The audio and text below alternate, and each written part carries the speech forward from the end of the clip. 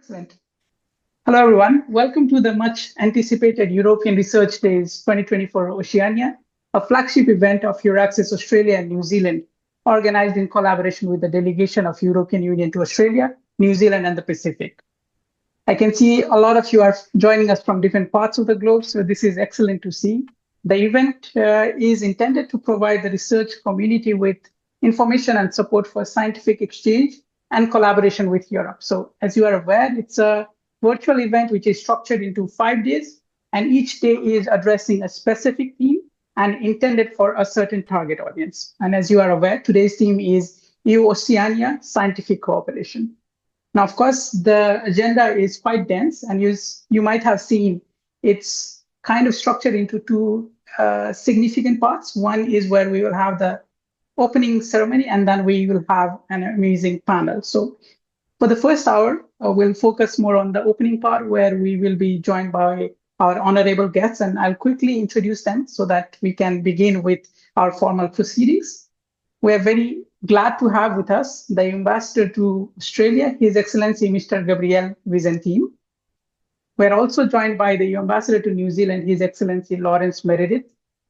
Similarly, we have with us the Head of Section for Civil Society, Gender, Human Rights and Health from the Delegation of European Union to the Pacific, Mr. Pedro Velazquez. And we will have our keynote speaker for today, the Deputy Director-General at the Directorate-General for Research and Innovation from the European Commission, Ms. Signe Ratso. Of course, after all the amazing keynotes and welcome address have been done, we will come to the panel, and we'll introduce the esteemed panelists a little bit later. A big thank you to all of you who are speaking and who are part of the panel. We are very excited and eager to hear from all of you. And I'm Nishant Sandile. I'm the Regional Coordinator for Australia and New Zealand for EURAXESS Worldwide. As I always like to say when I begin these sessions, for those who have joined our event for the first time, EURAXESS is an initiative of the European Commission that addresses barriers to the mobility of researchers and enhances scientific collaboration between Europe and the rest of the world. We provide free information about European research, career opportunities, international collaboration, and networking possibilities. And since all of you are watching this on your laptop or your phone, I'll encourage you to type EURAXESS Australia and New Zealand on Twitter, LinkedIn, Facebook, or YouTube, or whichever social media platform you follow, and follow us there. You can as well share about this event with the handle #ERDOceania. Now, of course, we are very fortunate to have such an amazing speaker lineup, and hence I'll encourage all of the audience to ask your questions that you might have while our speakers are speaking. And please use the Q&A function, not the chat function, so that we can come back and take your questions at the end of each intervention. Now, of course, I think we are ready to begin with the European Research Day. And without further ado, please allow me to pass the platform to the Ambassador to Australia, His Excellency, Mr. Gabriele Visentin, to deliver his welcoming remarks on EU-Australia cooperation in research and innovation. Over to you, Ambassador. Nishan, thank you very much. And thanks to all the participants to this event today. I'm not sure whether the best entitled to get things started, since it is New Zealand, which is associated to Horizon. But thank you anyhow for starting with me. So good evening to all of us from the Pacific, and good morning to the ones who are following us in Brussels. And so before I begin, as it is a tradition, but it's also my pleasure, allow me to recognize the traditional owners of the land upon which we all are, and pay my respects to their elders, past, present, and emerging. So thank you, Nishant, for the great job you do. Thanks to the organizers of this 5-day conference, EURAXESS Australia and New Zealand, which has now expanded the remit of the conference to include the Pacific region, which is really a welcome, exciting, and meaningful development. Well done. And so it is a privilege to open the conference today and to stress that opportunity, the concept of opportunity is the push for progress, and it is at the heart of progress. And as we gather on with this event today and in the next 5 days, probably we should ask ourselves, are we truly harnessing every single one of the opportunities before us, which the EU is giving us? So Europeans, Australians, New Zealanders, and now Pacific Islands neighbors share a pioneering spirit and a fearlessness in the face of innovation and discovery. And our greatest achievements can only come through collaboration. When we work together, we can achieve the extraordinary. And the European Union's programs for research and innovation have established since more than 30 years a useful scheme of collaborative research, which is open to the world and which is a clear example on how collaborative research is to the benefit of all. So as we move into an ever more uncertain future, it is no longer enough to just look after our own patch, as they say. We must work as a community, helping and supporting each other, especially in the Indo-Pacific, where research and innovation are key to a stable, secure, prosperous future, which would successfully tackle climate change and the ocean's level rise. This is why I'm delighted to see at this year's conference a truly global lineup of speakers with colleagues from all around Europe, Australia, New Zealand, Canada, and the UK.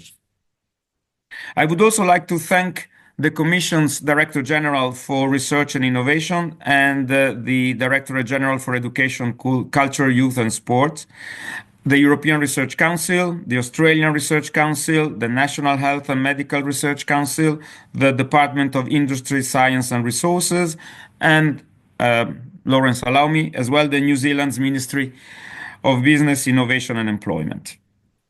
So this year is the 30th anniversary of the Australia-EU Treaty-level Agreement on Science and Technology, a partnership that has fostered an environment of innovation and knowledge exchange that has advanced science and enabled us to tackle global challenges together.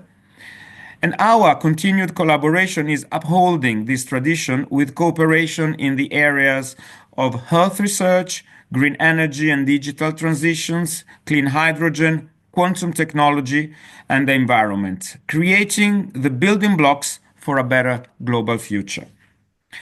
Australia's chief scientist, Dr. Cathy Foley, said at the beginning of this year that science and research are quite simply fundamental to the future. They are the drivers of our future prosperity. They are the drivers of innovation and employment. They are key to revitalizing our regions, reshaping our cities, and protecting what's unique in the environment around us. And I don't need to tell you how like-minded Australian and European Union citizens are. In fact, Dr. Foley's statement could have easily been made by any of Europe's key scientists or leaders in research and innovation. And just like Australia, supporting science is a core policy for the EU.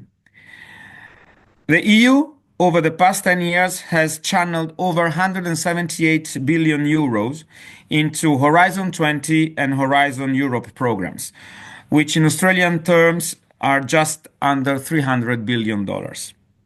And for those of you who are not aware of the Horizon programs, they are the European Union flagship research and innovation funding initiatives that boast a current budget for Horizon Europe of around 100 billion euros, which is around 160 billion Australian dollars. And Horizon Europe is open to the world. It offers also Australian researchers, businesses, and institutions access to a global network of partners that is not just accelerating research and discoveries, but also demonstrating Australia's continued commitment to being a leader in global research and innovation. Also through being party to international partnerships and teams. For example, through Horizon, Australia has accessed various pathways, such as the Marie Sklodowska-Curie actions, which in 2021-2023 saw 49 Australian researchers receive postdoctoral research fellowships. And that is just a 2-year snapshot. Well, over 140 scholars have received funding over the duration of the program. Meanwhile, the Horizon programs have seen also significant engagement by researchers. Under Horizon 2020, for example, Australia was a key participant, ranking 4th in terms of researchers involved in signed funding agreements. And building on this success, Horizon Europe, between 2021 and 2023, has already facilitated significant collaboration with nearly 148 projects, receiving nearly $8 million in funding. One of those was Australian University professor Bronwyn Parry, who is investigating the intricate relationships between cooling technologies and global warming. Professor Parry received 16 million from a Horizon Synergy grant program, which she said made it possible for her team to undertake a project of this scale and complexity. In total, over the life of Horizon 2020 and Horizon Europe, Australia researchers have assessed more than $20 million in funding via the awarding of 451 grants. I should also note that Australia is the EU's 4th largest international research and innovation partner, and the EU is also Australian researchers' biggest publication partner, seeing more than 30,000 co-publications annually. As you can see, the EU and Australia are continually strengthening their partnership on research and innovation because, as like-minded partners, we share the goal of helping humankind and not politicizing science.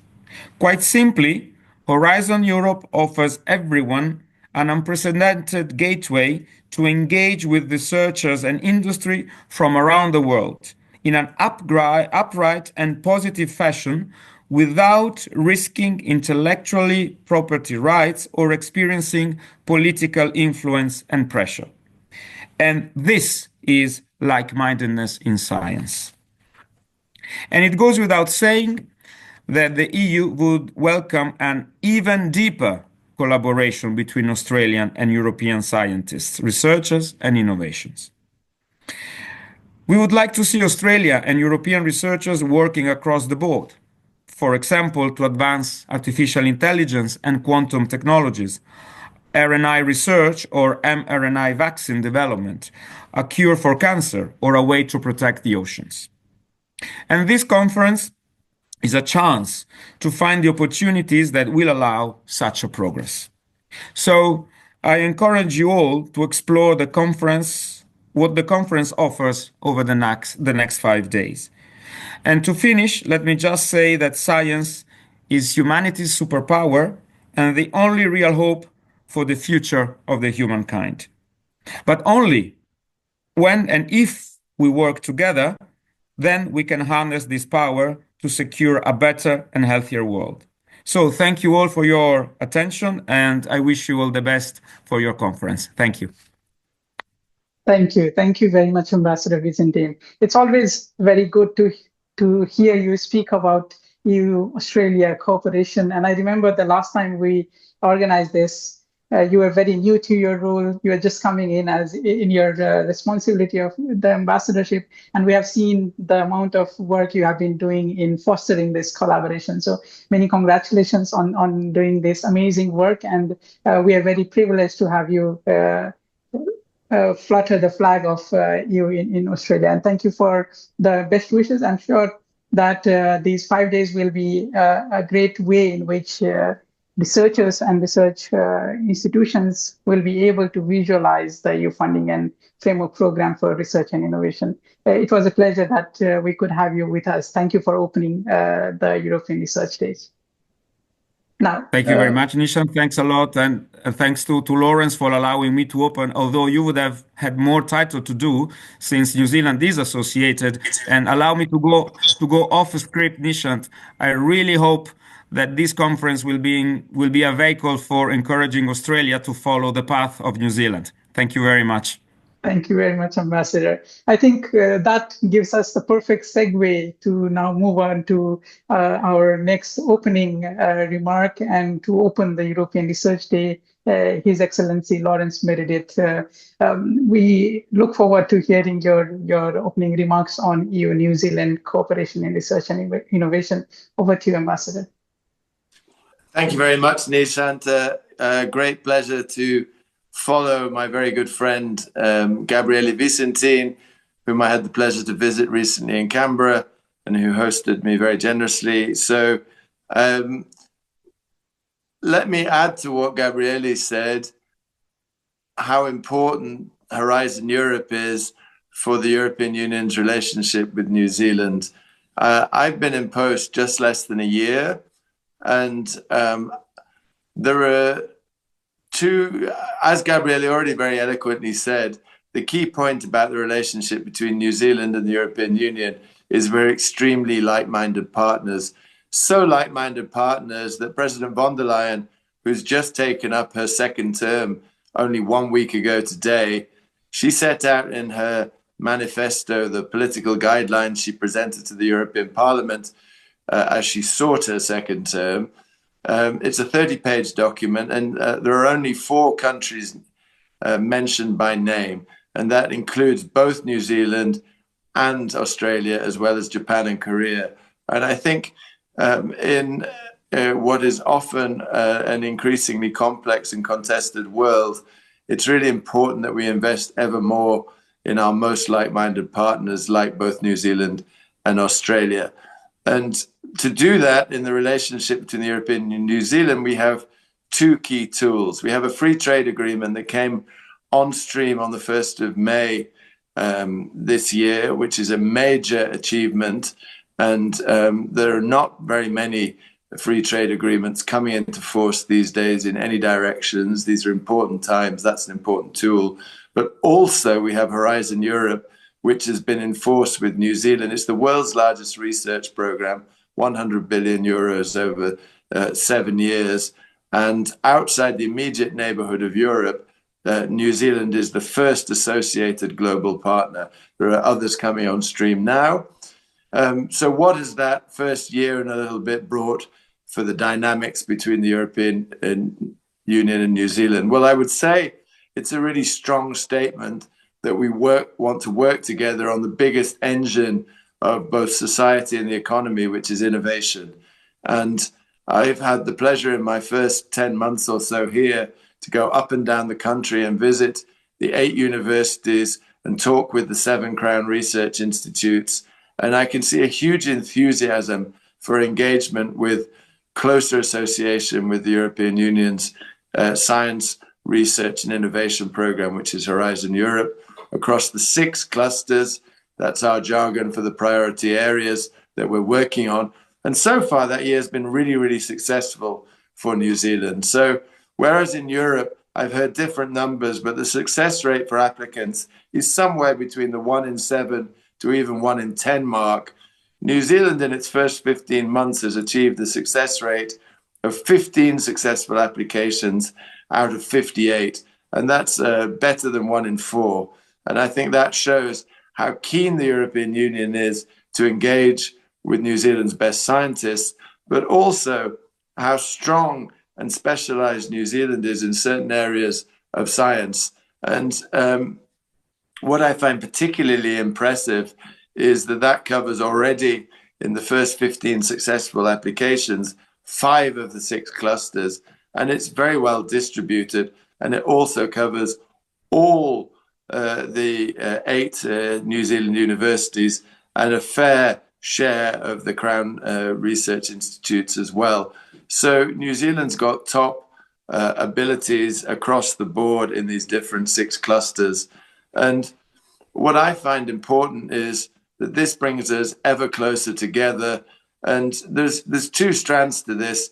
First, I see New Zealand working with what I might call established European partners. These are relationships that have existed in some cases for decades with French or German or Irish or Dutch research institutes. To pick a couple, I would say Wageningen, Chogas, but also the Centre National for Recherche et Sciences.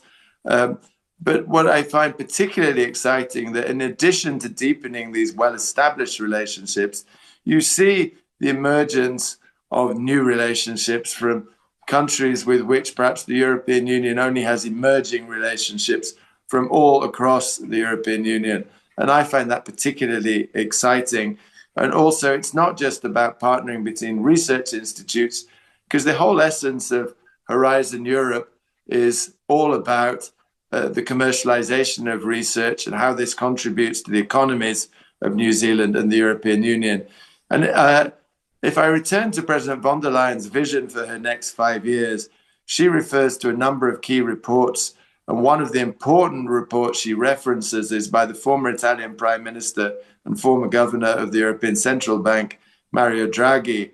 And he identifies that Europe needs to really step up in terms of investment. I know this is a challenge that New Zealand is also reflecting on. And he identifies 3 particular areas where Europe needs to raise its game. That's in green and clean technologies. That's in the broader space of tech, which can range from agri-tech, biotech, medtech, deep tech, and artificial intelligence. And thirdly, that refers also to defense. And what I find fascinating in my first 10 months is I see a New Zealand which is, top of the league tables in aerospace, defense, and security, with some of the most rocket launchers on the planet, with really top-level engineering, whether it's in Auckland or in Christchurch, in terms of globally leading research. And I find, and this is something that brings European Union ambassadors together. So we represent 27 countries of the European Union, and there's consensus across this broad group of European Union ambassadors that we really want to work with New Zealand and help them forge partnerships that can be the next cutting edge research and innovation globally. Let me give you one example, which I had the pleasure of visiting very early in my term. I went around the Auckland Bioengineering Institute and had the privilege of being shown around by Sir Peter Hunter. And Auckland has this globally leading research. Is partnered with Ghent, among other partners. And this is the digital twin. And what I find impressive is this is a foundation of top science that is of global importance in terms of the medical sphere. But I could also refer to other areas on the cutting edge. Between Lincoln Tech was the very first New Zealand partner, Lincoln Agritech, the very first New Zealand partner to win a Horizon Europe bid. And they are looking at the cutting edge between climate and agriculture, which is an area of growing importance, of fundamental significance to the New Zealand economy, but also for the European Union's future development. So what I see is Horizon Europe is at the interface between the economy and science. It's at the interface of international diplomacy, bringing people together across a wide sphere of interest, from the creative industries to digital diplomacy to agriculture and climate, and to cutting edge medical and bioengineering technologies. So we're very excited on the side of the European Union. I'm extremely looking forward to hearing from my very good friend, Deputy Director-General Signe Ratso, who inspired me before my posting to give high priority to Horizon Europe in the broader relationship between the European Union and New Zealand. And all I can say to the very many of you who are online right now is this is paying huge dividends. Yes, it's a big investment of time to put forward an application for Horizon Europe, but it's also very enriching for those who succeed. It's also part of a long-term vision for you as a researcher, for you and your academic institution, for you and your small and medium-sized enterprise.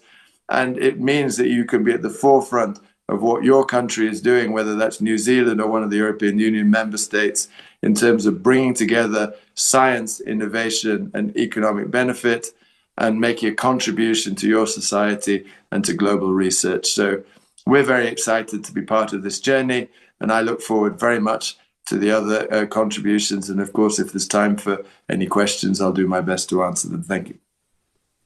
Thank you very much, Ambassador Meredith. It's amazing the amount of work that you have already done in these 10 months. I've been fortunate to be part of the roadshows that we have been doing together with the EU delegation in New Zealand, together with, of course, our very dear colleagues at MB. So thank you very much for all your support in these activities. I think a lot of the people now are anticipating 2025 activities. Do you have any hints as to what we might be seeing for the next year in terms of EU-New Zealand cooperation? Anything that you want to give us a teaser on?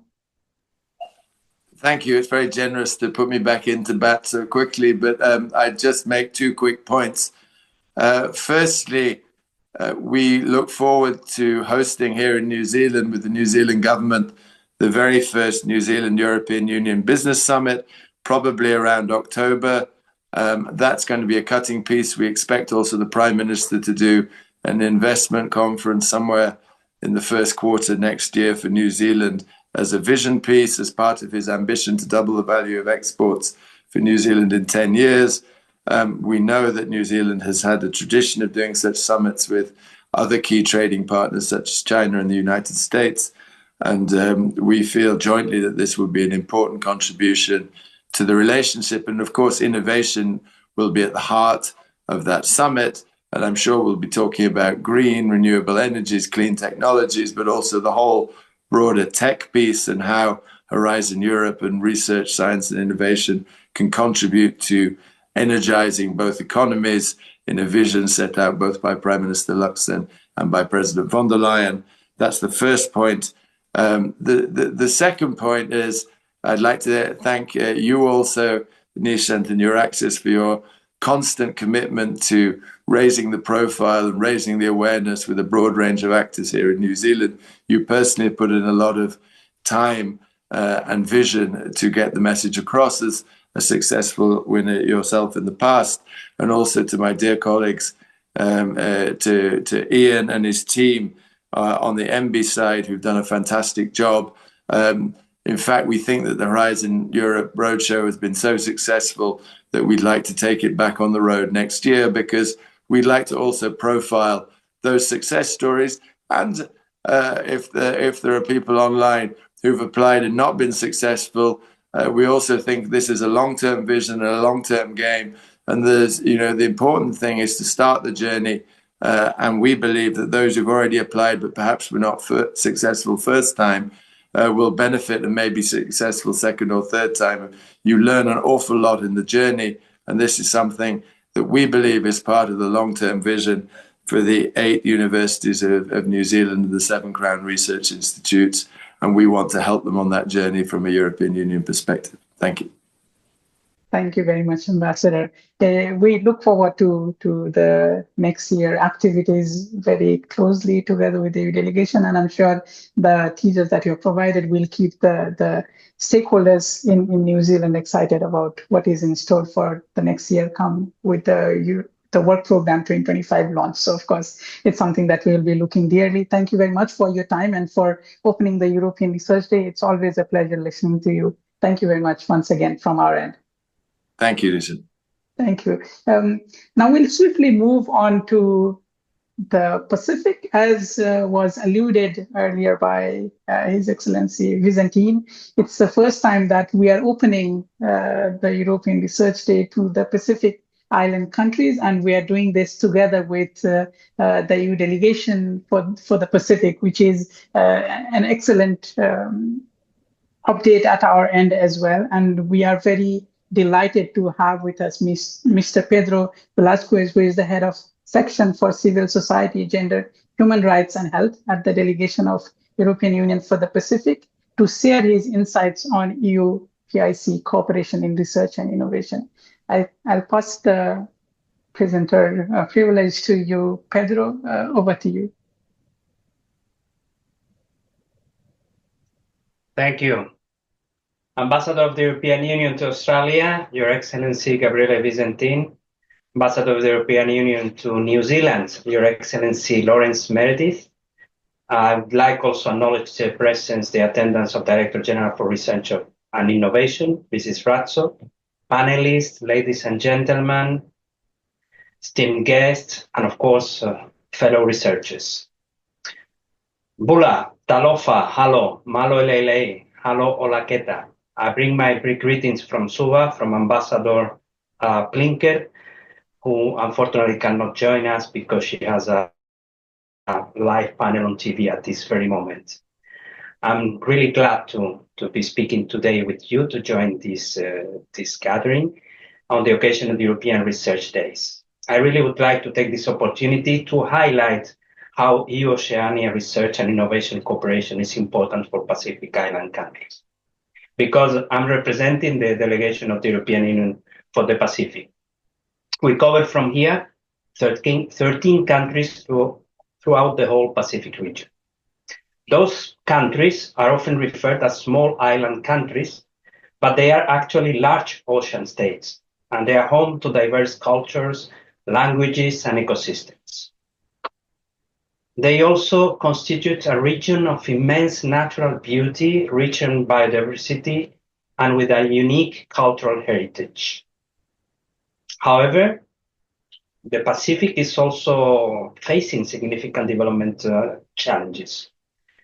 And I'm talking about climate change, about sustainable development, but also about social and economic disparities. In this context, research and innovation cooperation between the European Union and Oceania is crucial. By working together, we can leverage our collective knowledge, expertise, and resources to address the complex challenges that this region is facing. The European Union has been actively engaged in research and innovation cooperation with Oceania for many years, and this through various programs and initiatives. The Horizon 2020 program, for example, provided significant funding opportunities for research collaborations between EU and Oceania researchers. I'll give you one notable example of this research cooperation, which is the Pacific Island Framework for Climate Change Adaptation. This is a project that, with EU support, brought together researchers and policymakers from all across the Pacific to develop a regional framework for climate change adaptation. I'll give you another example of the Pacific Resilience Program. This is a program that aims to strengthen the resilience of Pacific Island communities to climate change and disaster, natural disaster maybe. This program has been supported by the European Union and has involved research collaborations between the European Union and Oceania researchers.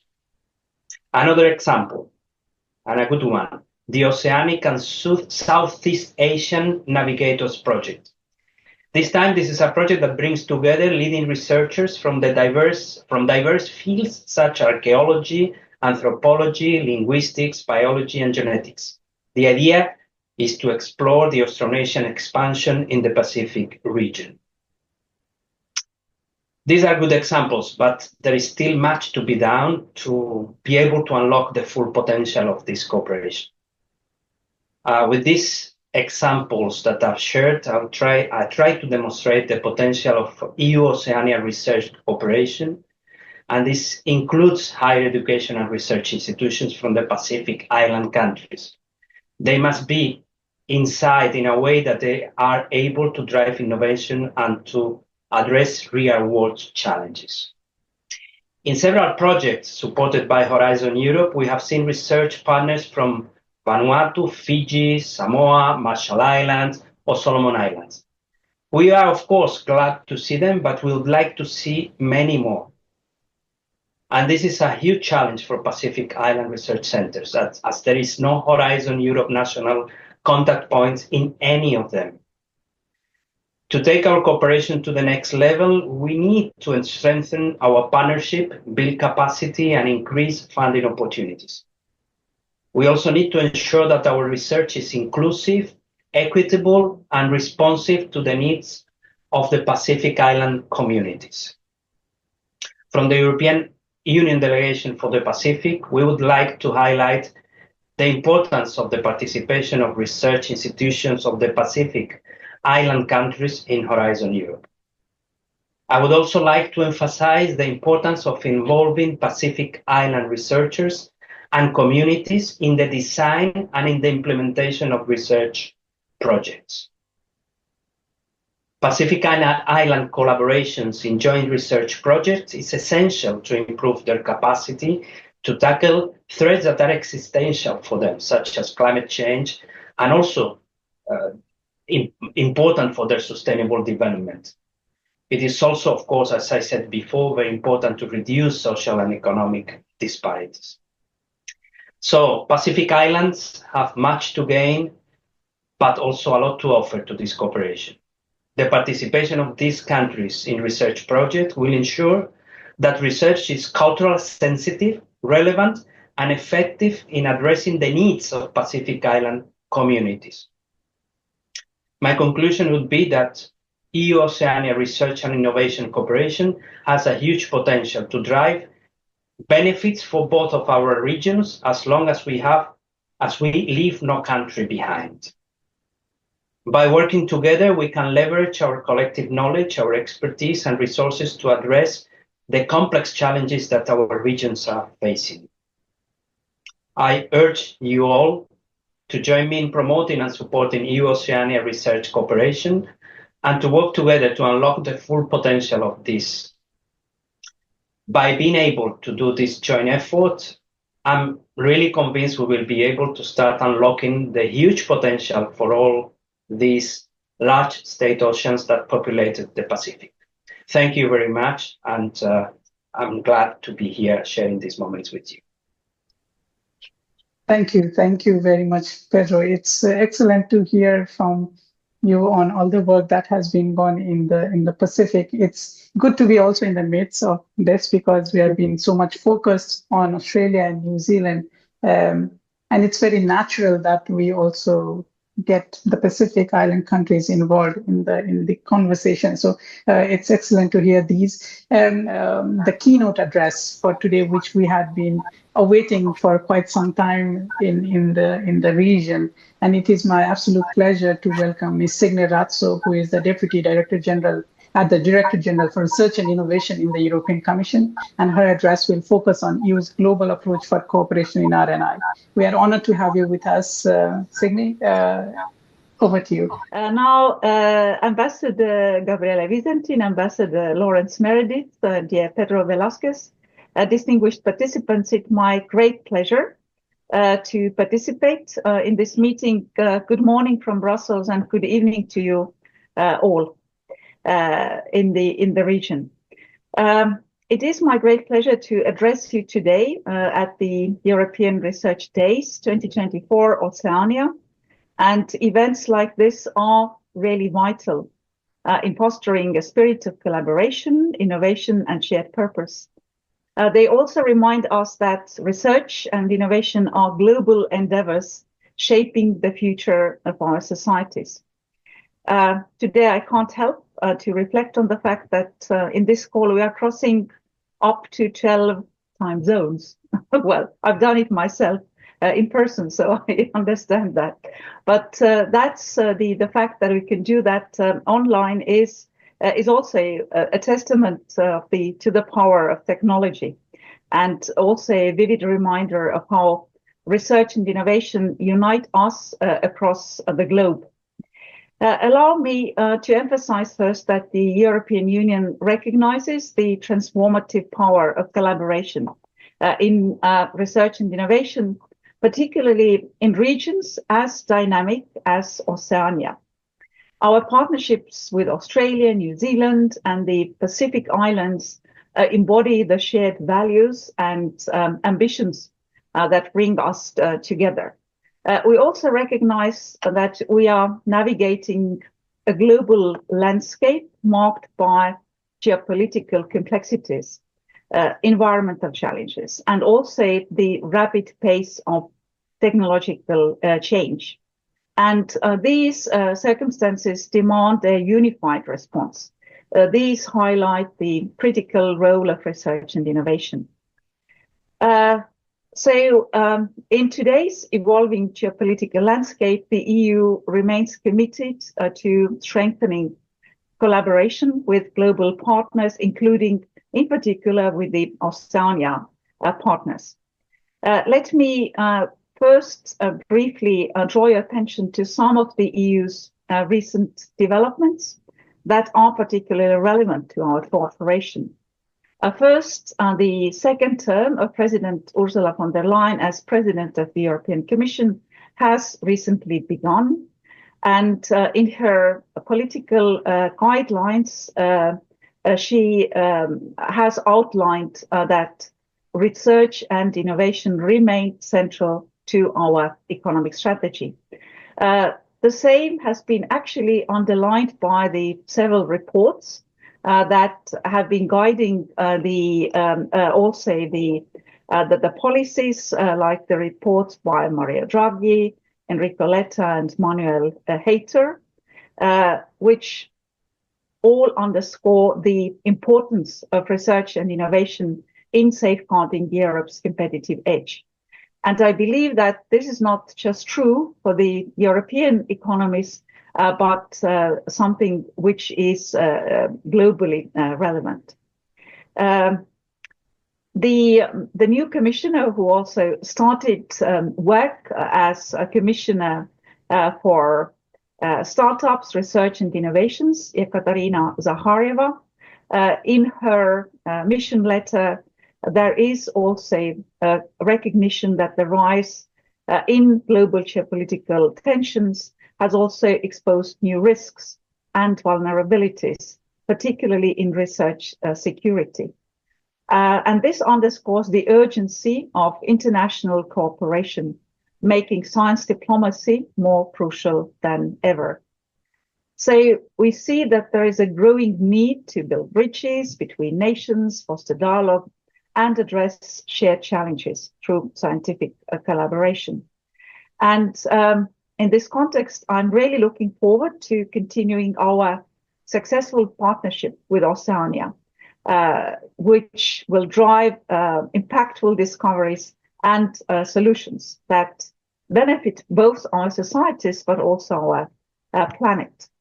Let me just highlight the main principles of international collaboration in research and innovation for the EU.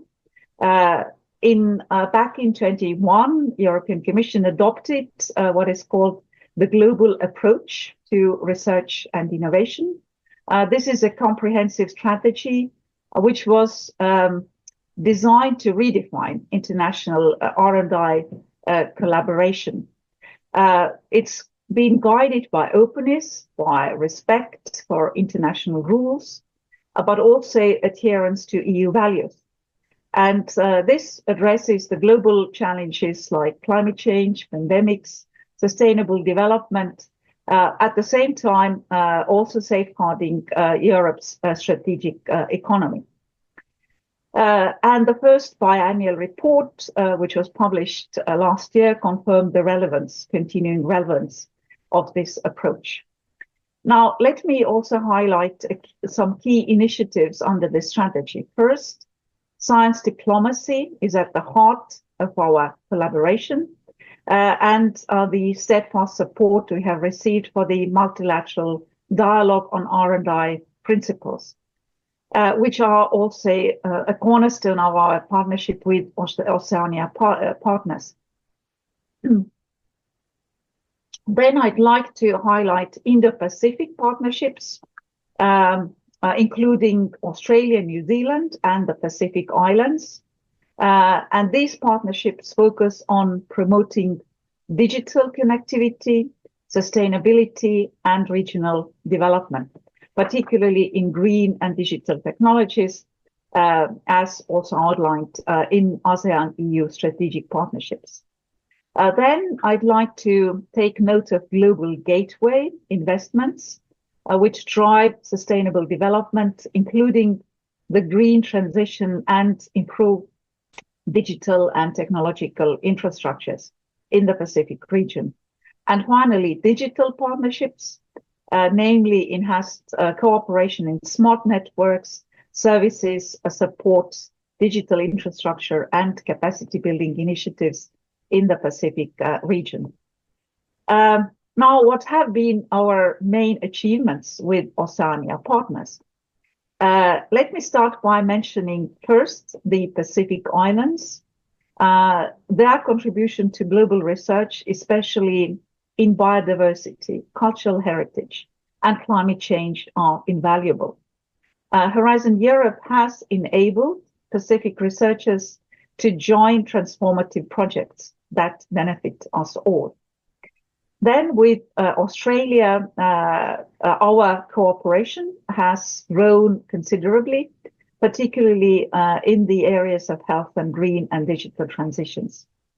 And finally, New Zealand has really set a precedent, has been a pioneer, the first country with whom we concluded association agreements, association to our multi-billion program, Horizon Europe.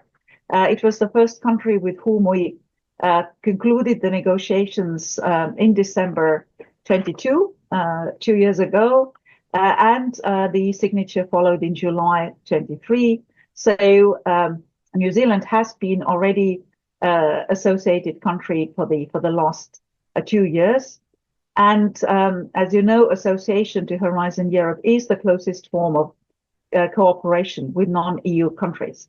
And New Zealand was the first one, the so-called newcomers, with whom we negotiated this kind of collaboration outside Europe's vicinity. Now, since the launch of Horizon Europe since 2021, as Horizon Europe, as you know, runs for 7 years, over 180 grants have been signed with entities from Oceania, including Australia, New Zealand, and the Pacific Islands, and with these entities which have secured 16 million net EU contributions. And this showcases not just fruitful results, but also the potential for further intensifying these partnerships. And now let me say a few words for all countries, regions in particular. Well, starting with Australia, we've had already 30 years of collaboration. In April this year, we hosted in Brussels the 16th Joint Committee meeting on SNT agreement with Australia. And we could really celebrate 30 years of scientific and technological collaboration. Over these 3 decades, our partnership has grown significantly. Looking back over the 30-year span from the 4th framework program to the present, a total of 749 grants have been signed, which have involved over 900 organizations, and with Australian projects receiving more than 36 million in EU cumulative funding. And key areas have been health, wood security, energy, transport, and research mobility. Now, we are looking forward to continuing this successful collaboration, and very grateful also to Ambassador Visentin, because he's been a great supporter in Australia, and actually we've had the discussions also for the potential association of Australia into the next program. Now, on the basis of the excellent already experience that of the neighbors of New Zealand in particular. So let's see whether this is something that Australia aims to do for the next framework program. But well, we are open on our side indeed. Now with New Zealand, we've hosted the first joint committee meeting, celebrating 1 year in the first joint committee meeting in October this year. That was the great occasion to celebrate the 1 year of association. But in fact, it's now will be already almost 2 years with the provisional application.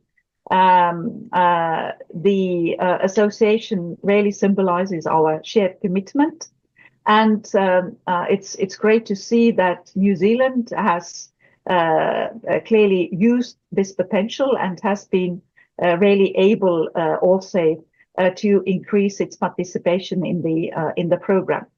The success rate for New Zealand applicants has been in line with the EU average, around 17%. And the main areas where they have been participating have been in renewable energy and sustainable development. So since 21, a total of 24 grants have been signed, and New Zealand projects have received over 4 million in net EU funding. Also, I'd like to hereby express my sincere thanks to our ambassador, Lawrence Meredith, in New Zealand, because he's really been a great supporter. He's done outreach to all parts of New Zealand and has really promoted the association of New Zealand to our program. So many thanks to his efforts, which really have borne fruit. And during the first joint committee, it was really great to learn that New Zealand is particularly grateful for that opportunity. And certainly there is potential for the collaboration to grow even more. Now coming to the Pacific Islands, which clearly have a strong potential to uniquely contribute with valuable insights to global research challenges, especially in the areas like climate change, ocean health, biodiversity, and sustainable development, where they have a potential of really bring new solutions. Their geographical location, cultural heritage provide really unique perspectives to this kind of research.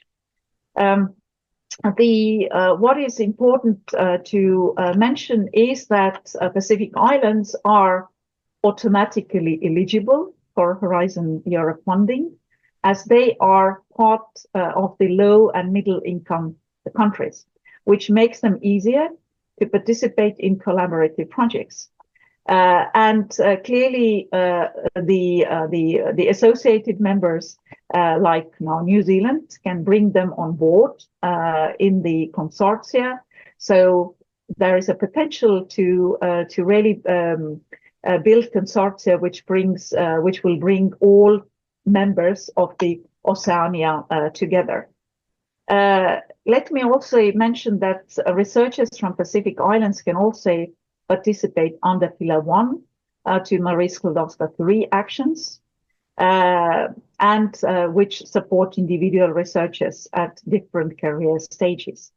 Now, in terms of results over the last 30 years, we can count 29 organizations from 8 unique entities from the Pacific Islands, which have been involved in 16 signed grants, which have attracted a total of 2.3 million EU contribution.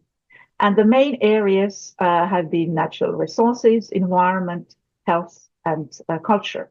I mentioned Marie Curie actions. Indeed, there have been also 6 participations there. and all that, well, first clearly demonstrates that the collaboration is successful. It delivers concrete results, but as mentioned, there is much more potential now, particularly in combination and in consortia with the neighbors, as I mentioned. Now, in conclusion, let me say that we celebrate these milestones, which clearly reflect on the progress of our partnerships. It is clear that Oceania region remains our vital partner, and together we have demonstrated the transformative power of collaboration in addressing global challenges and fostering innovation. And looking ahead, I'm confident that our partnerships will continue to thrive. And with that, I'm also looking forward to the discussions and ideas that emerged during the event. I've seen that you've been able to bring together excellent experts also to the panel discussions later today and tomorrow. So let us use this opportunity to strengthen our collaboration and chart a path towards even greater achievements. Thank you very much. Thank you very much, Signe. I think that was an excellent intervention from your end, as always. I had the pleasure of listening to you when you were in New Zealand for the official Horizon Europe launching ceremony in July last year. So, of course, it's great to see New Zealand doing extremely well. Because we have the pleasure of having you with us, I wanted to quickly ask a few questions on behalf of the audience. I see there are a few questions coming in as well. During your visit to New Zealand and to this part of the world, what impressions with regards to the scientific collaboration in terms of also values that EU and Oceania has in common? What did you take to Brussels in terms of outlook for the future cooperation between the regions? Well, many thanks for the question. Indeed, I really enjoyed, in particular, the meetings that we had with different stakeholders, with the universities, also with different institutions, bringing together the researchers. Well, in particular, I'd like to mention also the Maori community, which is really unique to New Zealand and actually has been very active, particularly in the areas of climate, energy, and so on. And what I also then admired the possibilities also for such areas which don't perhaps come to your mind at first sight, namely polar research, because in New Zealand the research of Antarctica is very well developed. We have the Arctic research on our side, and certainly there are differences, but there are also great similarities. And in view of the global warming, the climate change, certainly the impacts which need to be studied will bring us together. And another thing that I'd like to highlight is really the cultural heritage, which I clearly noted in New Zealand and also in the Pacific Islands, as I mentioned. This is clearly one of the areas, as well as also for Australia. So I have my best memories from my visits. First, when coming to negotiate the agreement, but also with the Lodge event. So, being in the Southern Islands, well in Wellington, in Auckland and Christchurch. So the meetings with the communities there have been really eye-opening for me. Thank you very much. It's really promising to hear those words from you. I have one quick question before we let you go. In terms of the next associated countries, we see a lot of things happening with now exploratory talks also beginning with Singapore, and of course there has been negotiations beginning with Japan now. So those who are in line with understanding Horizon European Association, there is a lot happening. Can you give us a little bit insights into it? Well, yes, indeed. Well, as I mentioned, New Zealand was the first with whom we finalized. Then a year after, we finalized also with Canada, with whom we signed this July. So Canada is now also fully associated to our program. We finalized negotiations with South Korea. We are preparing the agreement for signature. So the expectations are really that they will be associated as of the beginning of next year. We've started now formal negotiations with Japan, also with the perspective of joining before the end of the program, hopefully in 26, which I think for this Pacific region is important, because these are also the regular partners in research and innovation. And from the EU's area, now we are about to finalize negotiations with Switzerland, who is well known for the excellence of research and innovation. So making really our program global, meaning that it's not just the EU member states, but also now soon 20 associated countries, plus also partners from across the world. Since the beginning of the program, we've had the participants from 181 countries of the world. So this leaves only a handful of countries outside of our program. So I think that really this demonstrates the global reach of our program, and would make it, and that's why it makes it. That's why it's been attractive for global partners as well. Absolutely, I think it is a region that it's the largest framework program on research and innovation in the world, because we have such a global community coming together, and stronger together is what the motto is. Because you mentioned about association, and I wanted to tell all the audience that on day 3, which is on Wednesday, we will have Horizon European Association as the theme of the day itself, where we will have an excellent panel with panelists from New Zealand, Canada, the UK, sharing their experience of Horizon Europe and Association. So I think this is something that we're very much looking forward to. I think I am aware of the time, Signe, and thank you very much for taking out time from your schedule to speak to the community in Oceania. I'm aware, and I've received quite a number of emails that people were looking forward to your address. So thank you for your availability, and I think we all appreciate you being present. Thank you very much. It's been a pleasure to join you. Thank you. Have successful days of discussions. Thank you. Bye. Thank you very much, Signe. I think that was an extraordinary segue to where we are going to move, because if you have seen the next panel that we are going to invite, it brings together a very diverse range of speakers and panelists that are going to speak about stronger together and the importance of international scientific collaboration moving forward. I remember that in 2022, when we are organizing the last edition of the European Research Day, we did this, but with the pretext that COVID was around.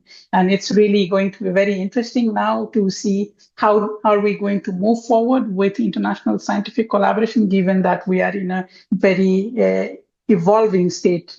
And what better way to introduce to you the moderator for the session, Ms. Stephanie Julian, who is the manager at the International Science and Research research branch of the Department of Industry, Science and Resources. I think I'll pass it on to you, Stephanie, so that you can introduce the panel members and, of course, give us or lay the background to this particular panel, which is very much anticipated as well. Thank you, Nishant. I'm very, very pleased to be here. Good evening to everyone joining us here from the Pacific, and very good morning to all joining from Europe. I'm coming to you from beautiful Ngunnawal country here in Canberra.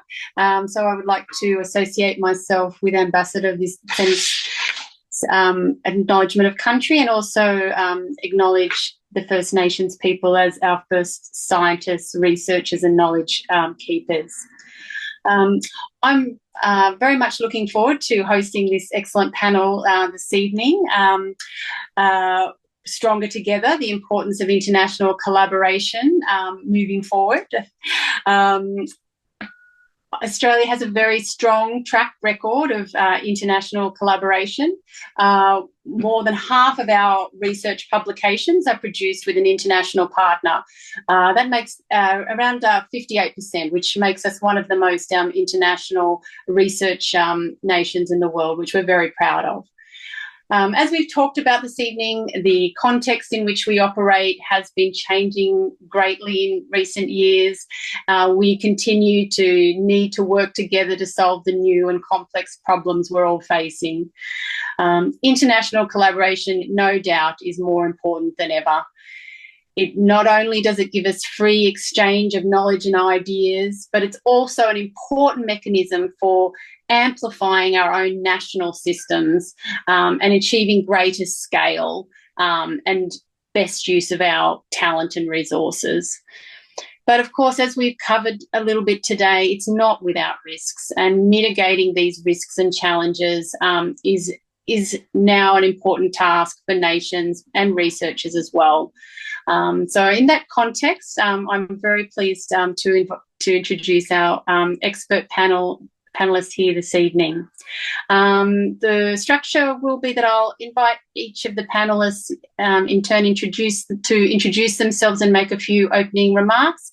Then we've got a few questions that I'll invite the panelists to speak on, and then open for some questions at the end.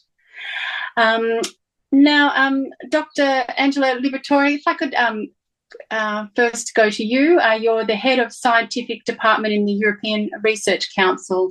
Would you like to make some opening remarks? Well, first of all, thank you for the invitation to this very interesting seminar. Good morning from Brussels. Yes, at the European Research Council, I guess we definitely agree with everything that you said, Stephanie, about the importance of international cooperation. And ERC is part of the framework program of research of the European Union. And we heard Signe underscoring the importance of international scientific cooperation in her talk. So in the next round, I will mention some points specific to ERC, including the fact that we do have a couple of implementing arrangements to facilitate the visits by Australian scholars to ERC-funded teams. One of them with the National Health and Medical Research Council, and the other with the Australian Research Council, dated back to 2018 and 2019. We still don't have one with New Zealand. Who knows? Maybe it will come in the future. And I will mention some other points in the next round of the discussion. Thank you.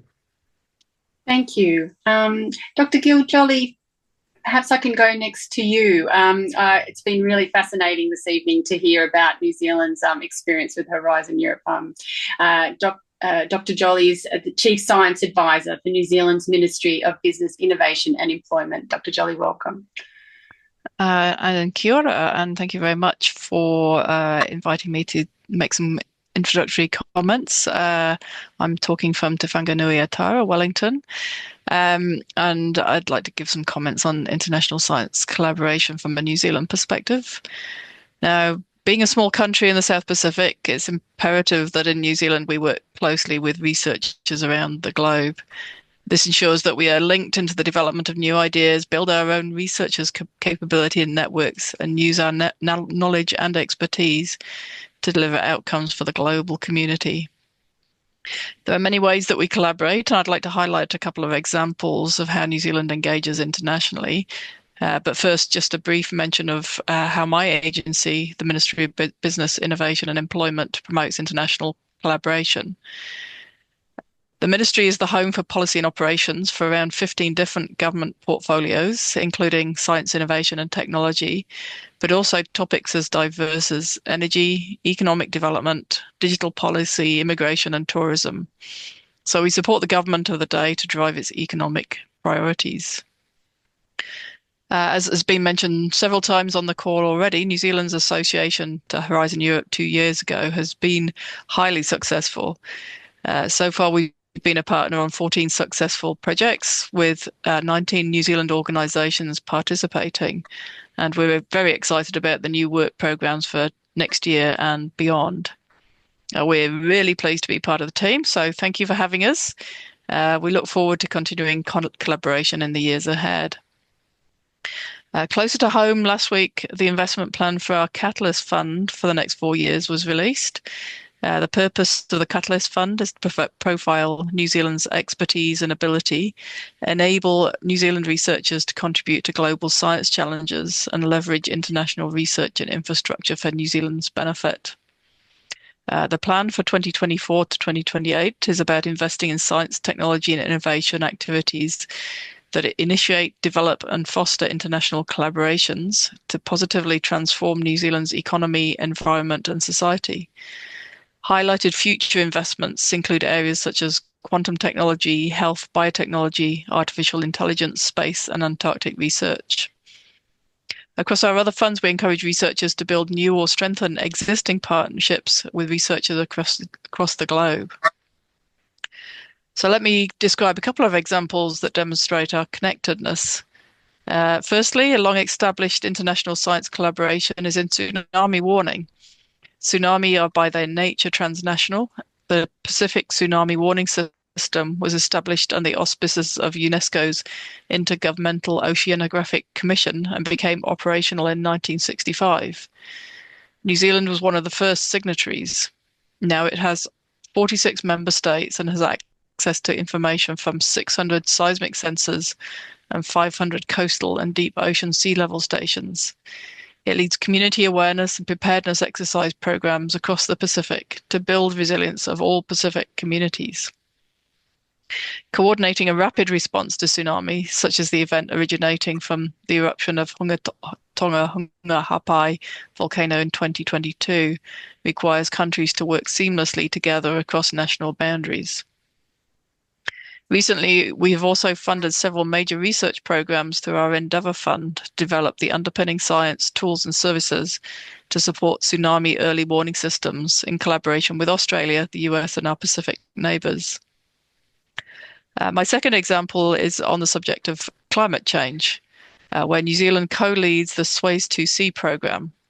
This focuses on understanding the sensitivity of the West Antarctic ice sheet to 2 degrees Celsius of global warming.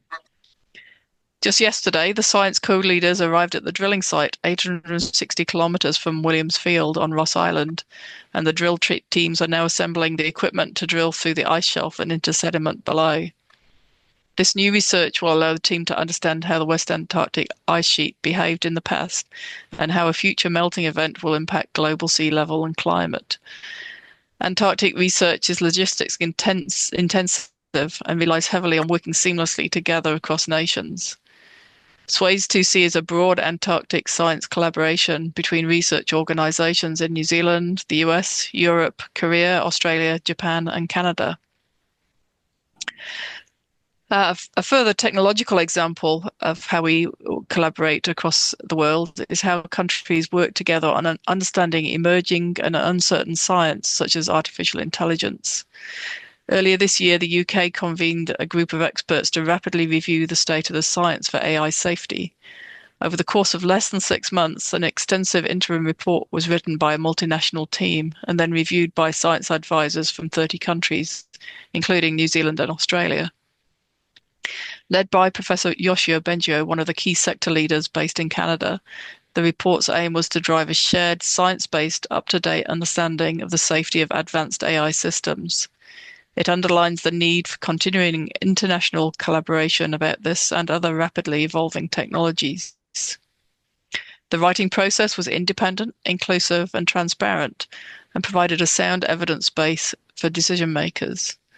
This report was an exemplar of where transnational collaboration on science led to a useful product for input to government decision making.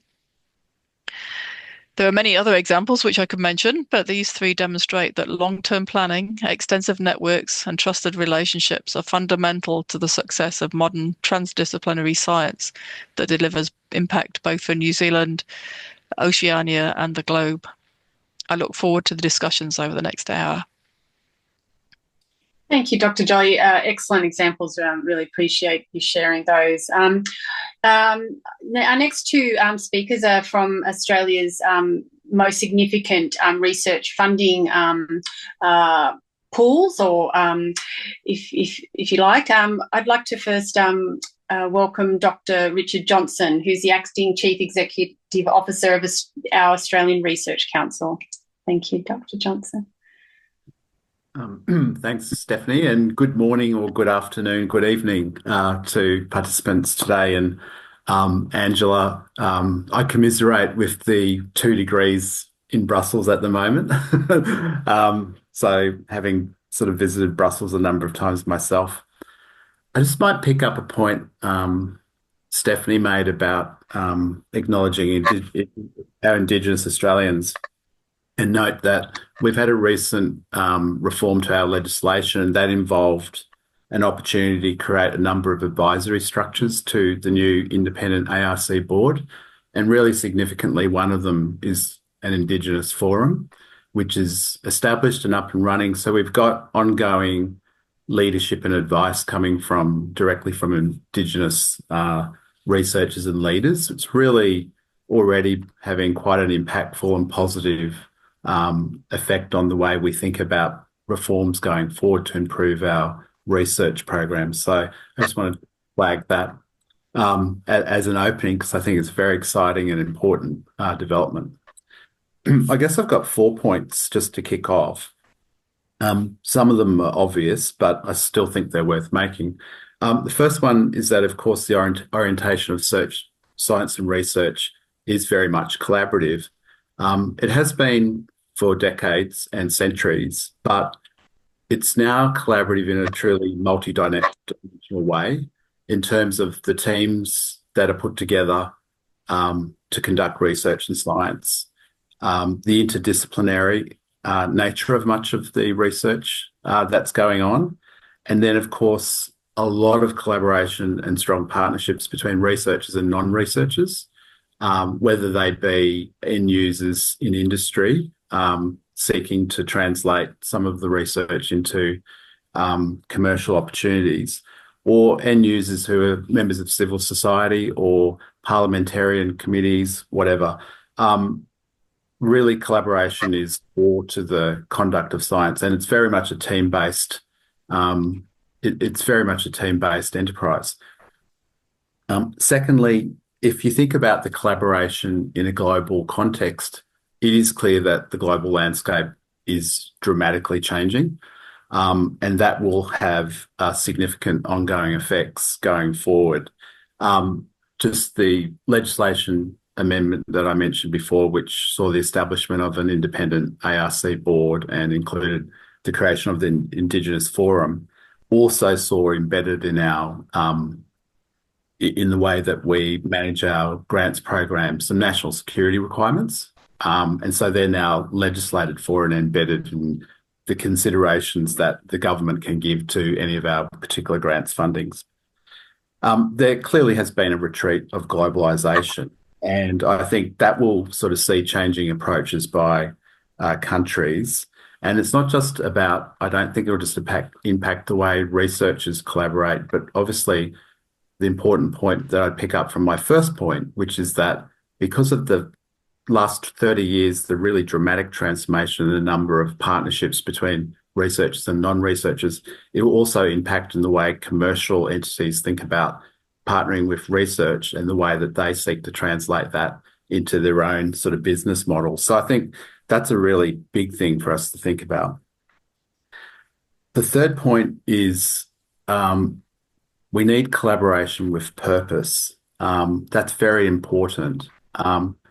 Aside from the reasons I've already sort of outlined, just for a very basic administration side of angle, there's a lot of administrative overheads that come with collaboration. So I don't know if any of you know the famous Hungarian mathematician Paul Erdos, but he used to show up at colleagues' house with a suitcase and stay there and collaborate on fundamental maths problems until they'd sort of produced some sort of answer to his satisfaction, and that would become a paper. But even that involved a bit of overhead, right? So what it involved was a bunk bed for the place he was staying at, and from what I understand, lots of coffee. Now, that's a very minimalist collaboration, but there was overhead involved even in a dude sort of showing up with his suitcase.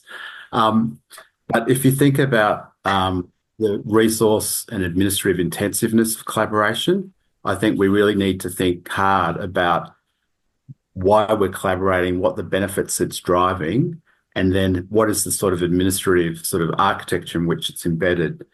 Because of the overheads can take people out of the lab and into doing a lot of the sort of administrivia, as we say, in terms of building the appropriate governance frameworks around the collaboration.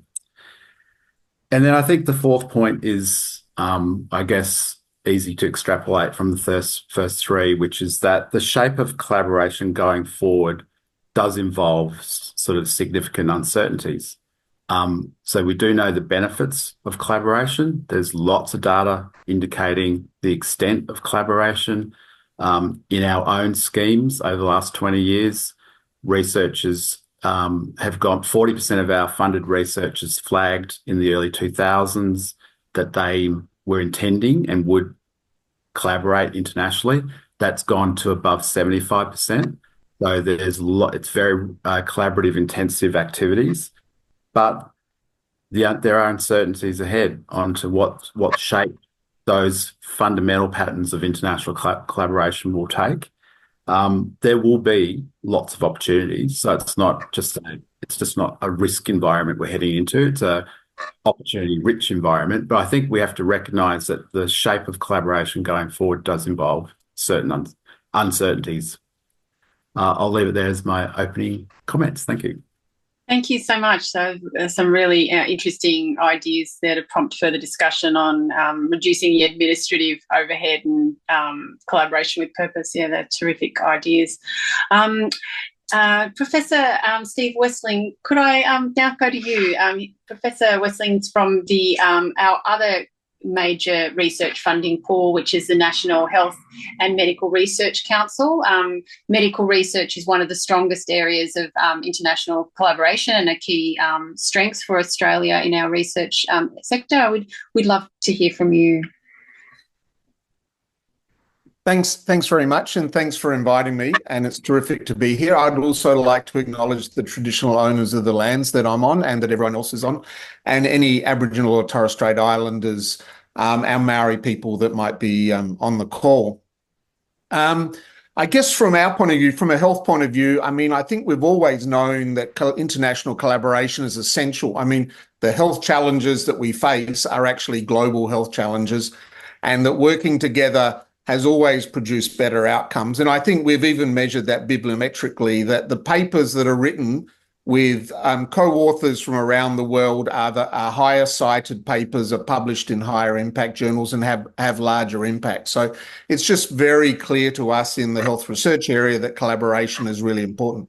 And we also know by measuring our own funded Australians that, as Richard said, the majority of them actually do collaborate into the US, into the UK, into the EU and around the world. And in fact, it's hundreds of millions of dollars of collaboration. And those three areas are clearly the peak areas of that collaboration. And so we encourage our individual researchers to use Australian funding to collaborate around the world. But we're also really keen in bilateral and multilateral collaboration and even trilateral collaboration. And Richard again mentioned the Indigenous Indigenous issues, and for us they would be Indigenous health issues. And Australia, New Zealand and Canada obviously share quite a lot of commonality in that area. And again, we have some really nice trilateral arrangements between us, New Zealand and Canada.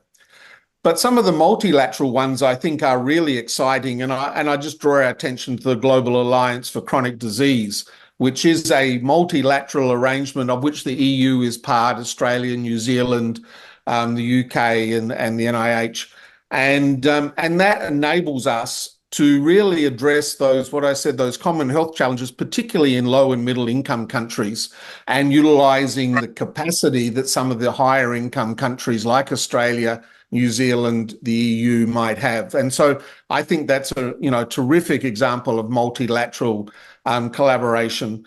And the Human Frontier Science Program is another one, which really does engage nearly all of the funders from around the world in the most blue sky science, and actually has generated multiple Nobel Prize winners. And so again, really, really exciting.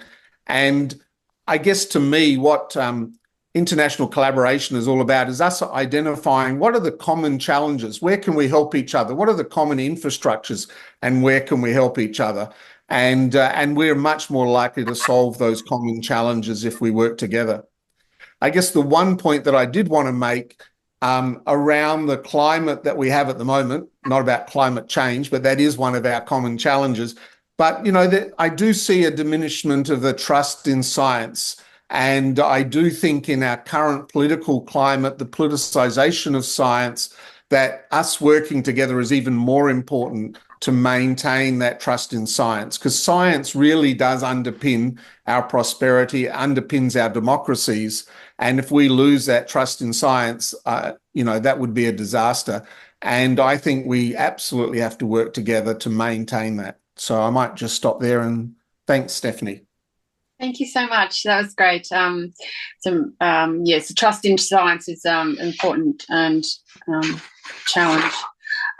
Now, the first question that we have this evening is, how has the current geopolitical climate impacted international scientific collaboration? What can we do to ensure greater and more effective collaboration in this changing and uncertain context? Angela, perhaps I could go to you if you'd like to sort of make some remarks. Thank you. That's a very important question. And I think that it obliges us to try to answer to what Richard asked. Why should we continue or even reinforce international cooperation? What are the benefits? Some of the answers were given actually by Jill and Steve right now.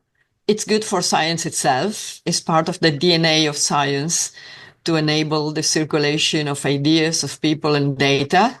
This is good for quality. Steve mentioned co-published articles as being, highly cited, for example.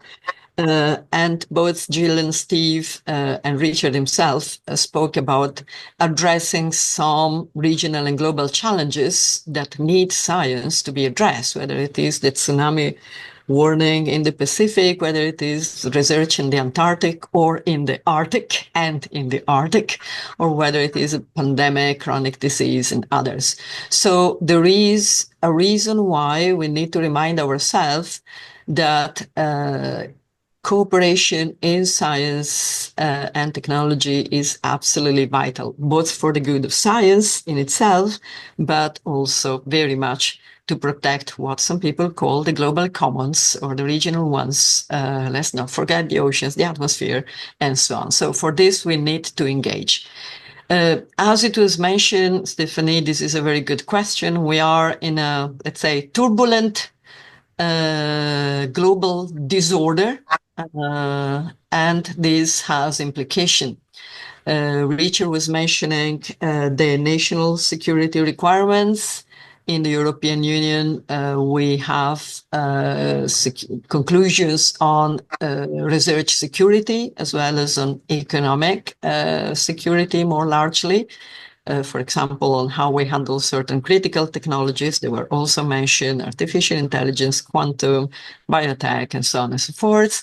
And there is this kind of motto about having research cooperation as open as possible and as safe, some people said close, I prefer safe, as necessary.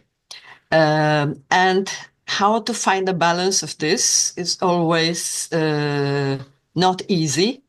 What I think we definitely believe in ERC, where we are a bottom-up program, where researchers are in the lead on choosing the topics to do research on, and where we are very much into the frontier research part of side, is to involve the researchers themselves and the research institutions and universities in finding the proper balance between how to do research safely. We have all kinds of requirements in the framework program. We have an ethics self-assessment, a security self-assessment. So it's not that we are thinking about that for the first time recently. So how to do that, considering the change situation, to enable people who are doing research to do that safely, and, if you like, to avoid excessive restrictions that would add another point that Rachel mentioned: administrative burden, to have to tick all kind of boxes and do all kind of clearances, even when, frankly, not proportionate. So this issue of proportionality is absolutely key. And this is one of the areas where we definitely need to work. Signe also mentioned a renewed effort in the European Union to have a framework on science diplomacy. I have the pleasure and a bit of burden to be part of the very large team working on this. And this is to remind ourselves that we do also need to ensure that we keep some channels of communication, not only with the like-minded people. I mean, between us, we do not necessarily need diplomacy. We just talk with each other. Diplomacy is most needed with the people with whom we have serious issues. And one of the points is how to keep some channels of communication open also during hardship. We always quote examples such as Sesame, the so-called synchrotron of the Middle East, with countries in their board, including Palestine, Israel, Iran. It's hosted in Jordan. The European Union is an observing body, as well as some of its countries, and so on and so forth. And of course, in Arctic research and in other fields, we have this.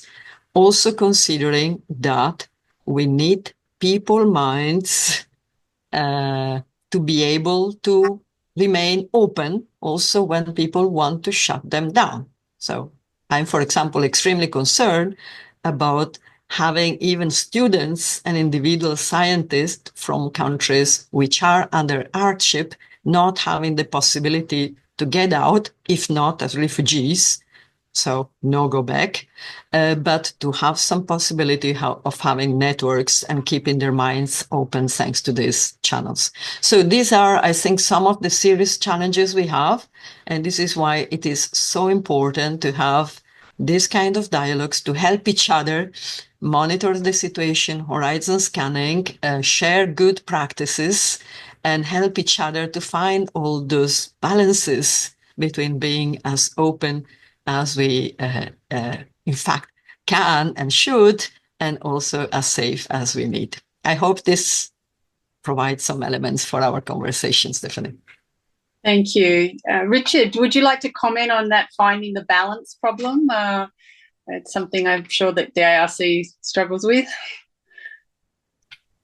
Yeah, so I think if we just take a step back and think, the universities, the science-based in university, of course, science research takes place outside of universities, but universities, particularly in our countries, are very open institutions, and certainly in Australia, we've had a very globalised labour market when it comes to both the researchers, the academics, and the students who come to Australia to study. So we really are, they really are at the forefront of the internationalisation of many elements of Australian society. So that key word I think that Angela used there was proportionality. And I think it's a fundamental aspect of actually a lot of know-how, how some of the security institutions of governments have worked for decades with very, very well calibrated proportionality lenses, so to speak. So it's not as though we don't know how to deal with some of these balances. It's just that these balances now are much more central inside the institutions where most science is taking place. So I think there's a lot of know-how within governments and within bureaucracies about how to find proportionalities, particularly in our societies where there's also very strong legal traditions and protections. So I don't think it's beyond our wit. I just think it's where we're learning more about its application again into institutions that are quite open, and rightly so, because they are, as Steve mentioned, science, the link between science, open institutions and open democracies is critical to our history and our success. Steve, medical research is often used as one of the areas where perhaps there is more opportunity to sort of ensure wide collaboration. How does the NMHRC see some of these challenges? Yeah, I do. I think so. I mean, I think the philosophical conversation we've been having, and it obviously leads to practical outcomes, has been really important. I do think sometimes we also have to just argue why it's just so obvious that international collaboration is better. And, one of the examples I'll give was Jeremy Farrar was in Australia recently talking about clinical trials. And during COVID, he looked very carefully at the clinical trials that conducted during COVID, and most of them were too small, and most of them had no impact. So, it's really clear from that we should be doing bigger clinical trials. And how do you do bigger clinical trials that have more impact and answer questions that everyone has? And that is, you have bigger trials. And one way of doing that would be, for instance, to develop clinical trial platforms that work across countries. And as an example, we have a program with the NIHR in the UK on developing common clinical trial platforms. So I do think that there are areas where it's just a no-brainer that you need to do things at scale. You need to do things with really good infrastructure. And you can, by sharing that infrastructure and doing things on scale internationally, you can just answer much more important questions, and you can be much more impactful in the answers, and then utilize the answers across the world. COVID obviously being one of those, but there's lots of other questions that you might want to answer about common challenges like dementia, as an example. Yeah. Thank you. That's another great example of how COVID created conditions for experimentation and evidence that you don't expect. It's a it's interesting to hear about the effect that COVID had on clinical trials and as a case for international collaboration. Yeah, Jeremy identified one other thing, and one of the things he was going around the world asking people to do was we actually had had a natural experiment in the way the world responded to COVID. And we haven't yet really answered that question either. And that there's, differences in how Australia, Europe, the UK, the US, etc., the Pacific responded to COVID. And we could learn quite a lot from some of that. And again, it's just not high-income countries. Some of the low-income countries had better outcomes than some of the high-income countries. And so there's lots of interesting information there that we could, utilizing, multilateral collaboration, come up with some really cool answers. Absolutely. Gil, what's the New Zealand experience in terms of some of the geopolitical context and how it's impacting international science collaboration? Yeah, maybe a couple of points to pick up on there. First of all, kind of acknowledging in some of the regions of the world where there are conflicts that the scientists themselves are under stress. They're unable to get to resources and unable to collaborate. So I think we need to acknowledge that in the first instance. I think science diplomacy, Angela kind of picked up on that, and Signe talked about it earlier.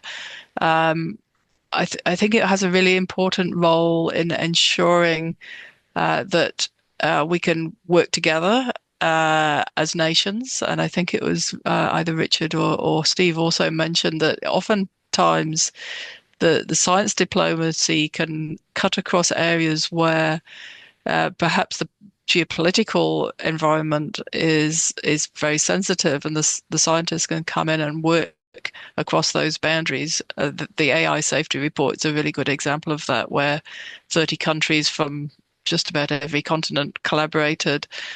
Some partnerships that you just wouldn't normally have expected in the geopolitical context.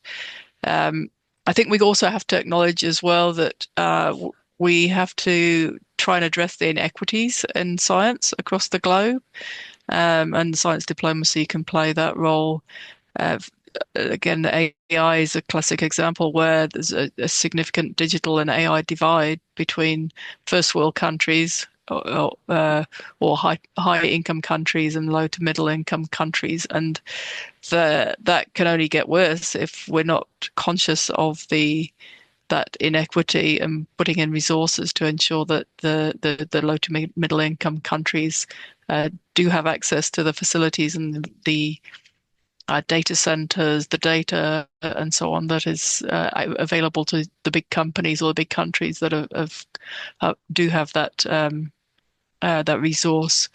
And perhaps also a key point to make here in terms of our kind of work with the Pacific, we've worked really closely with some Pacific countries, and acknowledging there's some fantastic capability in those countries, and the role of countries like New Zealand and Australia to support those countries to build their capability, retain the expertise in their own country because they understand their environment and the work that needs to be done. So what is our role in supporting that within our kind of Pacific neighbours?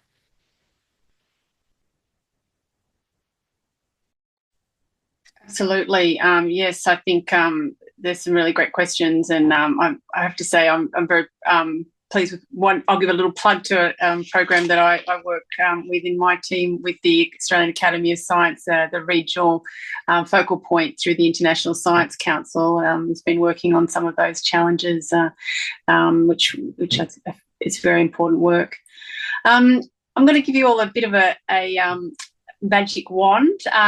There's no doubt with all these complex challenges that I think we've very clearly made the case that the only way to solve them is to work together and come up with innovative and global solutions to these problems. What would your ideal international science collaboration ecosystem look like? Richard, shall I start with you this time? Well, you're going to start with me, who's been probably slightly the most pessimistic, dare I say, because I think it is true that science will and has become subject to geopolitical and geoeconomic competition, right? So we're in that environment. It's happened before. It's not historically anomalous. I mean, there has been in the 20th century significant moments where there's been very intense competition, which has framed a lot of scientific endeavour. So I think this is not to say that the benefits aren't real, and they really are, because I think the pressing challenge is not the fact that there are global challenges. It's that how does the international community or parts of the international community take forward science and research in the context where there are clearly global challenges, but there's an environment which is probably undercutting some of the elements going forward for our ability to work collaboratively and seamlessly across an internationalized science community. Because I think that's probably made the challenge even more significant. So if you think about climate science, then significant global challenge, but how do you then rally all of the world's intellectual resources, science resources, in a way when you've got a changing environment in which science itself is becoming and has become subject to competition. So I don't paint a rosy picture, and I don't see that there is an idealized future. What I see, though, is an ability for us to work together to make the best of what we can in this difficult environment. And some of the things that Angela was saying about, working through difficult challenges, difficult countries, having ways of keeping channels open. There is a lot of know-how there as well. And I also think there's a lot of goodwill. So I guess the positive thing I would say is that going forward, there's know-how and goodwill. There is also intensifying competition, and there are also a number of really significant global challenges where the science community does have a strong interest in and ability to kind of feed solutions into the mix. But it will be challenging and difficult, and it will take everything from practical steps that we take, a balanced approach, but one that's attuned to the challenges and realities of that environment. Thank you. Gil, would you like to add your thoughts on what an ideal science collaboration ecosystem might look like? Yeah, just one thing to pick up on there, I think, is shared infrastructure. And there's some fantastic examples globally. I mean, the Australian synchrotron, where New Zealand kind of pitches in some money there, a shared facility that benefits both countries and is available to others. Having that kind of global view of some of these pieces of infrastructure are incredibly expensive.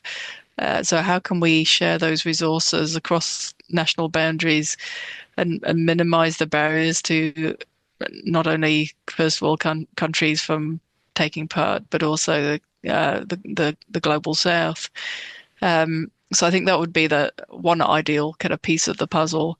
I know we've kind of on a Horizon Europe kind of course, so I think that's obviously the significant investment that European Union is putting into science and innovation as the biggest kind of collaborative program globally.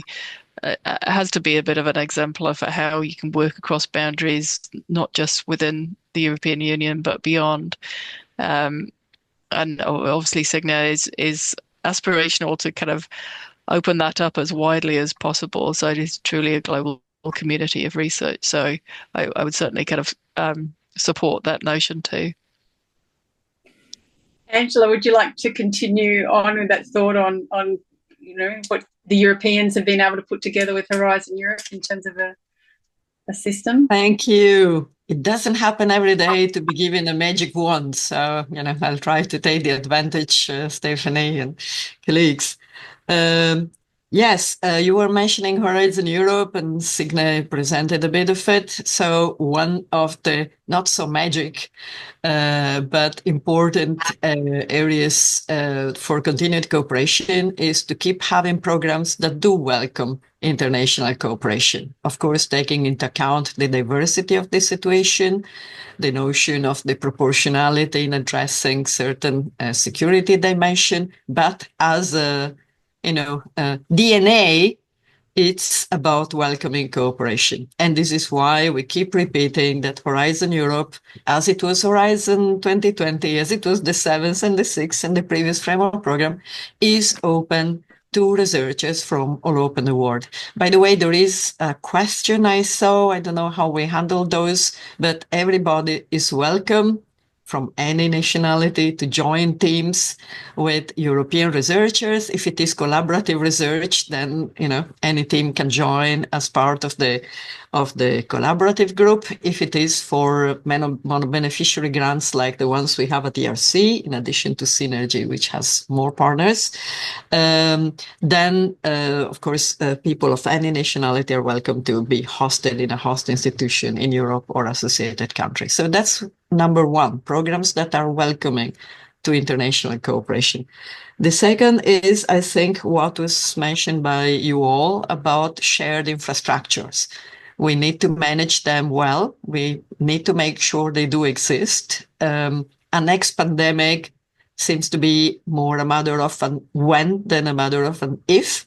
Climate change is definitely not a matter of if.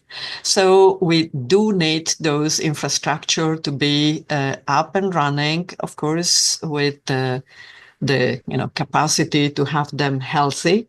And here maybe the magic wand is to find that proportionality I mentioned, also another motto which has been coined with regard to the EU engagement with China, where we say de-risking the cooperation with China without disengagement. Now, I think this looks quite obvious, at least to some of us. How do you disengage with, such a large scientific and economic techno powers? You cannot, so you need to engage properly. And how do you do the de-risking? It's one of the areas where surely we all need to think together in a way which is smart. I give you one example. Open data, open science. This is something which is definitely part of the DNA of European research. We have a policy for it. We have requirements for anyone who comes and asks for grants in any part of the framework research program of the European Union. So how do you do open science if there is no openness to use those data, for example, from our counterparts in China? The Chinese colleagues started looking for bilateral agreements with some of the EU member states, and surely with you too. And one of the responses was, that's very nice, but actually we need to have an agreement about open science as a European Union. Maybe we should have that internationally. And this would help us to engage seriously, and I think would also help good science in China, and maybe more about the ecosystem. But this is maybe one of the areas where we can think collectively on how to pursue this de-risking without disengaging on something which is so important along with infrastructure, that is the sharing of data internationally. Thank you. Yeah. Thank you. Steve, you mentioned a few other important global multilateral funds in your introductory remarks. How do you see an ideal science collaboration ecosystem? Yeah, so I probably would steal some ideas from a number of those. And I think if I had, a big fund and you allowed me to spend it in any way I could, I think that I'd like to set, some challenges, really big challenges that are facing the world. And obviously in my area, it'd be health challenges, but there could be others. And then I would actually demand that the groups that bid for those funds to solve those challenges include high-income, middle-income and low-income countries. So you'd need a diverse group of people from a number of different countries, according to the income of the countries. And you would also have to demonstrate that you were moving both capability and technology into the low and middle income countries. And so the outcome of that would be, not only would you put together a group that, was having a bit of a moonshot at this big challenge that you're setting, but you'd also see, building of capability, building of capacity. And I think through that process, obviously building of relationships, et cetera, across the divide. Because I think if we continue to go with the rich getting richer and the poor getting poorer and the rich having more technology, like AI as one of the examples that was given, things aren't going to get better. So I do think we've got to see that flow of capability and technology, as well as, that group really being creative and having a moonshot type go. Love it. I love it. Sounds amazing. We have one more question to wrap us up, and you sort of touched on it a little bit, Steve, which is there's emerging technologies as well as administrative developments and changes in the ways of working, which means that which is really help facilitating our international collaboration and making it easier for us to collaborate at a rate we've never seen before. What do you think has been the most impactful and important technological development that's happened in the last few years? Gil, perhaps I can go to you.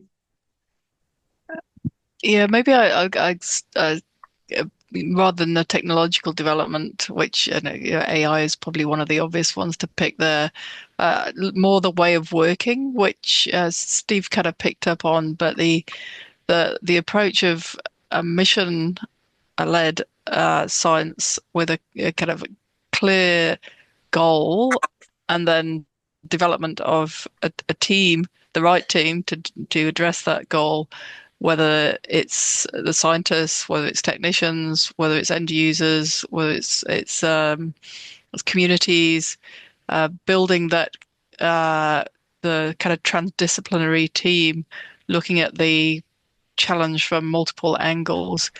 I think that's probably one of the big changes over the last kind of decade or two, where rather than researchers being in their own single disciplinary silo and maybe kind of working towards a publication in Nature, I think that kind of mission-led approach has seen a significant change over the last kind of 10, 15, 20 years. Thanks, Gil. Steve, what else are you seeing in terms of changes in the way we're working or technological developments? Well, I'd have to go for AI, actually.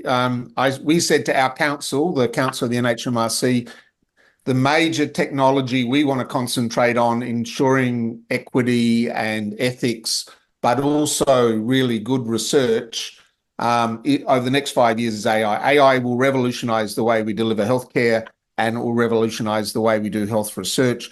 And in fact, I mean, if we can get the equity right, it can absolutely improve healthcare delivery in low and middle income countries in Africa and other places. So I really think that is the technology that we should all be thinking about and talking about.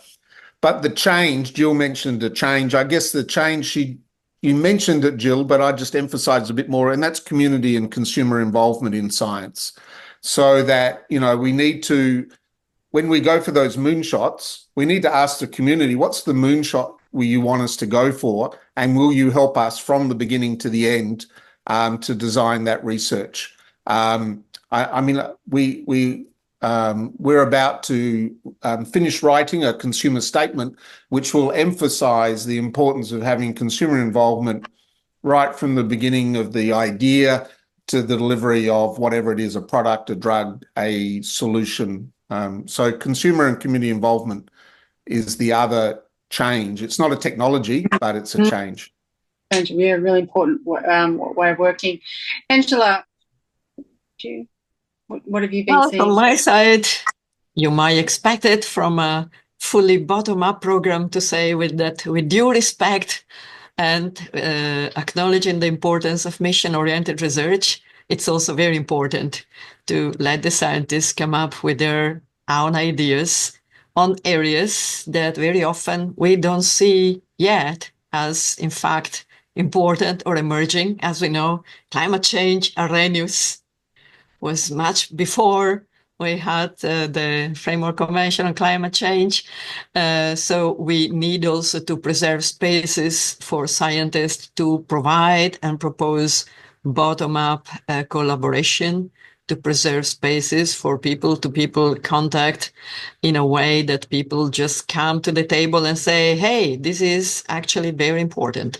So I think that I second, of course, everything that was said about the importance of mission-oriented collaboration to focus efforts and so on. But I think we also really need to keep spaces for bottom-up, curiosity-driven, which doesn't mean without purpose, but that it means on areas that scientists, researchers more generally see as important issues where we need to advance knowledge, and we need to advance knowledge collaboratively. So I think that's one of the areas I would suggest we keep also and nourish. Thank you. Richard, the ARC's just been doing a lot of thinking about this. What are some of the things you might be able to share about recent developments? Yeah, so I'd kind of answer the question in a slightly different way by saying that I think the key technology here is the university as a technology of institution building, knowledge formation and dissemination. The universities have histories and they're very dynamic and they do different things at different moments. But I think the key technology for open societies going forward, universities sit right there. But it's also true that there's a bit of a moment going on for them where there's a trust equation, I think some of them are struggling with. There's a public narrative about elitism. There's a question over the value proposition that they're bringing, sitting alongside the fact that they are one of the core historical inventions for knowledge creation and dissemination. They are an engine of skills formation. They are critical, particularly to advanced modern economies. The university have a very specific role, which has changed. And so I would see the university itself as a technology which we're not sure fully where it's heading. We know where it's been and where it's got to. And I think there's a number of pressures, but also key opportunities for the university going forward. And the reason why that's important is, of course, because most science and research is embedded in that institution. Doesn't have to be that way, but that is the way it is at the moment. So they are key institutions. So I'd answer it slightly that way. That's a really interesting take on that. Thanks very much. Well, that unfortunately brings us to the end of our discussion this evening. It's been fascinating and very terrific discussion. So thank you so much, everybody, for to all our panelists and for everybody who's been listening this evening. I hope everyone's enjoyed it as much as I have. I'd just like to pass back to Nishant to close us out this evening. Thank you. Thank you very much, Stephanie. I think I did not want you to stop the discussion at all. It was such a fascinating discussion, but of course, I'm wary of the timing for our colleagues in New Zealand, where we are already approaching 10:15. So we should not be very greedy of what we have already received from Jill and Steve and Richard and Angela on this excellent topic. I see a lot of you have still kept on listening to us, which is an excellent feedback to us that you are really interested in this. Thank you for tuning in. Of course, as you might have seen from the agenda itself, it's a 5-day event. So you'll see a lot of the topics that are going to be covered. But as you saw, the first day was more on a high-level overview of EU-Oceania research cooperation and scientific cooperation. But thank you for joining in. As we move forward, we will start getting into more technicalities. So a lot of the questions that might have come will be addressed on day 2 and day 3, where we will discuss on Horizon Europe, on opportunities from Pillar 1, Pillar 2, and also on association and stuff like that. So thank you for all your questions. Of course, it was an excellent session. Thank you to you as well, Stephanie, for your moderation, and to our all amazing panelists that we want to keep hearing, but with time being limited, we have to close the panel. This brings us to the end of the first day of the European Research Days 2024 Oceania. Sincere gratitude to everyone who joined in, from the ambassadors to Signe and to our amazing panelists. I'm sure our attendees found it very interesting and food for thought for a lot of stuff that had been going on. And please bear in mind that a lot of the words that you have been speaking are being very carefully heard, and you might receive emails on this. So thank you for this, and see you again tomorrow at 6 p.m. Australia time, which is 8 p.m. in New Zealand, and very early for people joining in from Brussels for day 2 of the European Research Day, where we will focus on understanding Horizon Europe, which we have been discussing a lot. If you have not registered already, you still have some time. So do join us tomorrow. I'm signing off for today. And thank you very much for joining once again from all of us from different parts of the globe. Thank you very much for joining. Thank you.